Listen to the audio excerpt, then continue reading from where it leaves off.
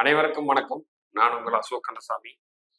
So இந்த பதிவுல வந்து பார்த்தீங்கன்னா, நம்ம மீன ராசிக்கு தமிழ் புத்தாண்டு எப்படி இருக்குங்கிறத பார்க்க போறோம். ஸோ நான் எல்லா வீடியோலையும் சொல்றது தான், இந்த ராசி பலனுங்கிறது ஒரு பொது பலன். திரும்ப ஏன் நான் நீங்க என்னுடைய ராசி பலன் எல்லா வீடியோலையும் பாருங்களேன், முதல் இடத்துல இருந்து சொல்லியிருப்பேன். உங்க ஜாதகத்துல இருக்கக்கூடிய தசா புத்தி, உங்க ஜாதகத்துல இருக்கக்கூடிய ஆதிபத்தியம் தான் பேசும்.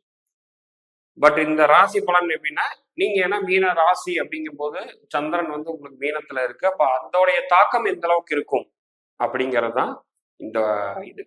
ஸோ அதனால வந்து என்னன்னா, இதுல ஏதோ ஒரு நெகட்டிவா சொன்னா வந்து ஐயோ இப்படி சொல்லிட்டாரே, அதனால வந்து இப்படி நடந்துருப்போம்னு நினைக்க வேண்டாம். பாசிட்டிவா சொல்றோம்னா, ஸோ அதுக்கான கான்செப்ட் உங்களுடைய ஜாதகத்துல இருந்ததுன்னா கண்டிப்பாக அது நடக்கும். புரியுதுங்களா? ஏன்னா ஒவ்வொருத்தருடைய ஜாதகத்தையும் நம்ம எடுத்து பொது பலனா சொல்ல முடியாது இல்லைங்களா? உங்க ஜாதகம் உங்களுக்கு தான் பேசும். ஏன்னா ராசி எடுத்துட்டா அந்த ராசிக்காரங்களுக்கு கிட்டத்தட்ட ஒரு 50% இது கண்டிப்பாக உறுதியாக இருக்கும். ஒரு ஒரு சில பொது பலன்லாம் இருக்கு தெரியுங்களா? அதெல்லாம் கண்டிப்பா உங்களோட ஜாதகத்துல நடக்கும். ஸோ இப்போ வந்து கண்டென்ட்டுக்குள்ள போவோம். இப்போ மீன ராசி வரக்கூடிய தமிழ் புத்தாண்டு எப்படி இருக்க போகுது இந்த இதுல இருந்து அடுத்த ஒரு புத்தாண்டுக்குள்ள? ஸோ நம்ம கடந்த முறை சொல்லியிருந்தோம். என்ன சொல்லியிருந்தோம்னா, நிறைய வந்து பாத்தீங்கன்னா ரிலேஷன்ஷிப்ல பிரேக் ஆகும் நிறைய பேர்த்துக்கு. கண்டிப்பாக நீங்க கூட பழகினவங்க ஒரு சிலர் வந்து பாத்தீங்கன்னா கண்டிப்பாக விட்டு போயிருப்பாங்க. இன்கம் வைஸ்ல கொஞ்சம் கான்சன்ட்ரேஷன் அதிகமா பண்ணியிருப்பீங்க. அது மெயினா வந்து பாத்தீங்கன்னா கணவன் மனைவி சண்டை, பிரிவினை, இந்த மாதிரி அதிகபட்சமான பிரிவினை அதிகமா சந்திச்சிருப்பீங்க. நம்பிக்கை துரோகம், நண்பர்களால் துரோகம், வயிற்று சம்பந்தப்பட்ட பிரச்சனைகள், இது எல்லாமே கடந்த வருடங்கள் எல்லாமே மீனராசிக்கு நடந்திருக்கும். இதுல வந்து ஒரு சிலருக்கு வந்து பாத்தீங்கன்னா உறவுல பிரிஞ்சு அதில் ரொம்ப டிப்ரெஷன் ஆனவங்க நிறைய பேர் இருக்காங்க. நம்பி ஒருத்தரை நம்பி முதலீடு கொடுத்தோம், முதலீடு போட்டோம், கடன் வாங்கி அதுல ஏமாந்தவங்க நிறைய பேர் இருக்காங்க. ஸோ ஒவ்வொரு வருடமும் இந்த மாதிரி ஏதாவது நடந்துகிட்டே இருக்கு. இதுக்கு ஒரு விடிவு காலம் இருக்கா, இல்லை எந்த மாதிரி எந்த கோயில்கள் வழிபடணும் அப்படிங்கிறத இந்த பதவியில பார்க்க போறோம். ஸோ ஃபர்ஸ்ட் ஆஃப் ஆல் இப்போ உங்களுக்கு வந்து என்னன்னா, வரக்கூடிய ஆண்டு நல்ல ஆண்டான்னு கேட்டீங்கன்னா கண்டிப்பாக ஒரு நல்ல ஆண்டு தான். பட் நான் திரும்பவும் சொல்லக்கூடியது என்னன்னா, அடுத்த ஒரு 8-9 மாசத்துக்கு இன்னுமே வந்து பாத்தீங்கன்னா அட்ஜஸ்ட்மெண்ட் பண்ணி தான் போகிற மாதிரி இருக்கு. நீங்க குடிவாதம் பிடிச்சி இருந்தால் கண்டிப்பாக உங்களுடைய ரிலேஷன்ஷிப் பிரேக் ஆகும். கணவன் மனைவிக்குள்ள சண்டை இன்னும் மெச்சாகும். பிரிவினை சார்ந்த எண்ணங்கள் அதிகமாக தோணும். பார்ட்னர்ஷிப் போட்டு பண்ணீங்கன்னா பிசினஸ்ல திடீர்னு இப்ப சண்டைகள் வர ஆரம்பிக்கும்.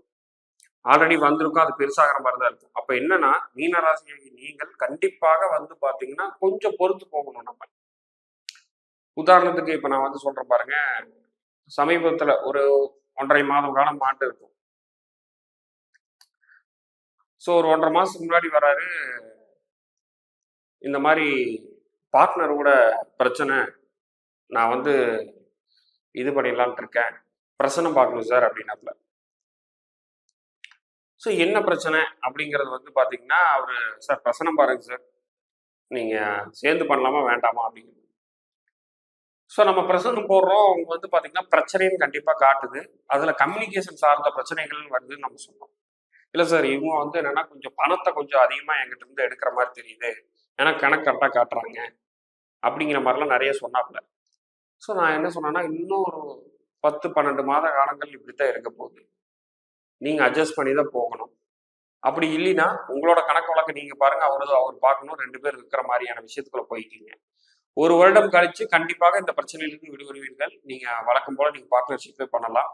அதனால வந்து பாத்தீங்கன்னா நீங்க தாராளமா பண்ணலாம். முதல்ல அவரோட ஜாதகம் சனியுடன் புதன் சேர்க்கை, பார்ட்னர்ஷிப் கண்டிப்பாக நல்லா இருக்கும். என்ன இப்போ திடீர் பிரச்சனை, அவரோட கண்ணியில வந்து பாத்தீங்கன்னா சனி இருக்கு, சனியை நோக்கி கேது வருது, அப்ப பிரச்சனை. இந்த கேது உங்க சனியை தாண்டி போறப்போ உங்களுக்கு ரொம்ப சூப்பரா இருக்கு சார். நம்ம சொன்னோம், இப்போ சொல்லி 2 மாசம் ஆகுது, அவரு நீங்க சொன்னாதான் சார் ஃபாலோ பண்றேன், கொஞ்சம் கடுப்பா தான் இருக்கு அப்படிங்கிற மாதிரிலாம் சொல்றாரு. அப்ப அவர் என்ன ராசி? அவர் வந்து மீன ராசி. இப்ப மீன ராசிக்கு நேர் 7ஆம் பாவத்துல கேது. பார்ட்னர் சொல்லக்கூடிய மனைவியா இருக்கட்டும், பிசினஸ் பார்ட்னரா இருக்கட்டும், நீங்க சந்திக்கக்கூடிய எதிர்நபரா இருக்கட்டும், நல்லா பாருங்க. அது மீன லக்கணக்காரர்கள் கடந்த ஒரு 6 மாதமாவே உங்களுக்கு தலைவலி பிடிச்ச கிளைண்டே தான் வந்துட்டு இருப்பாங்க. சார் அப்ப நான் என்னதான் சார் பண்றது?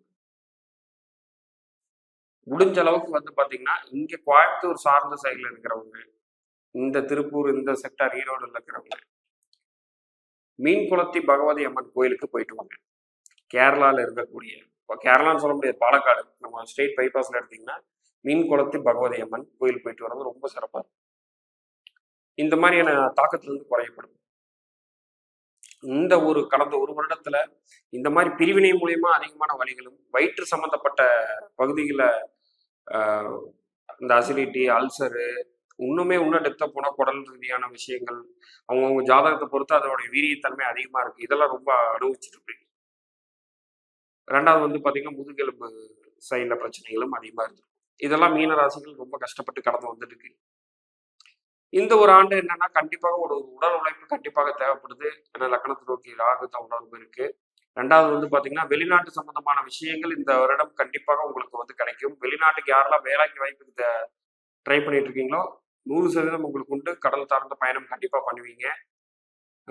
மெயின் விஷயம் திருமண தடையாயிட்டு இருக்குன்னா அது இன்னும் ஒரு 8 மாசம் தான். அதுக்கப்புறம் நல்லா இருக்கும். இன்னும் சிம்பிளா சொல்ல போனா அடுத்த வர தமிழ் புத்தாண்டை விட்டுட்டு அடுத்து வரக்கூடிய புத்தாண்டு நியர் ஆகும்போது கண்டிப்பாக திருமண அமைப்பு கண்டிப்பா கிடைக்கும். இது பொது பலன் உங்க ஜாதகத்தை கொடுத்தாதான் எந்த தேதியில உங்களுக்கு கல்யாணம் நடக்கும்னு நம்ம சொல்ல முடியும். புரியுதுங்களா? எந்த டைம்ல இருக்குங்கிறத நம்ம சொல்ல முடியும். பொது பலனா இந்த ராசி லக்கணக்காரங்களுக்கு நான் சொல்லிடுறேன். எப்படியும் ஒரு 8 மாசம் இன்னும் தடைகள் அது அப்படியே தான் இருக்கும். அதெல்லாம் சொல்லணும்னா நீங்களும் அந்த கோயிலுக்கு போயிட்டு வாங்க. ஸோ இதெல்லாம் பாத்தீங்கன்னா அந்தந்த இடத்துல டெப்தா இருக்கக்கூடிய ஒரு விஷயங்கள் நம்ம சொல்லக்கூடிய. அப்புறம் 2வது உங்க லக்னாதிபதி குரு இருக்கிறதுனால குலதெய்வ வழிபாடுகள் ரொம்ப ரொம்ப உங்களை காப்பாற்றும். தவறான வழிகளிலிருந்து காப்பாற்றும். ஸோ ஓவராலா வரக்கூடிய ஆண்டுகள் எப்படி இருக்குன்னு பார்த்தீங்கன்னா வருவாய் சம்பந்தத்துக்காக பயணம் பண்ற மாதிரி இருக்கும். இன்கம் வர்றதுக்காக பயணம் பண்ற மாதிரி இருக்கும். ஒரு ஜாப்ல இருந்து இன்னொரு ஜாப்புக்கு போறவங்க கண்டிப்பாக ட்ரை பண்ணுவீங்க. அது நல்லபடியாக தான் நடக்கும். பட் நீங்க எதிர்பார்த்த மாதிரி வருமானம் அதில் இருக்காது.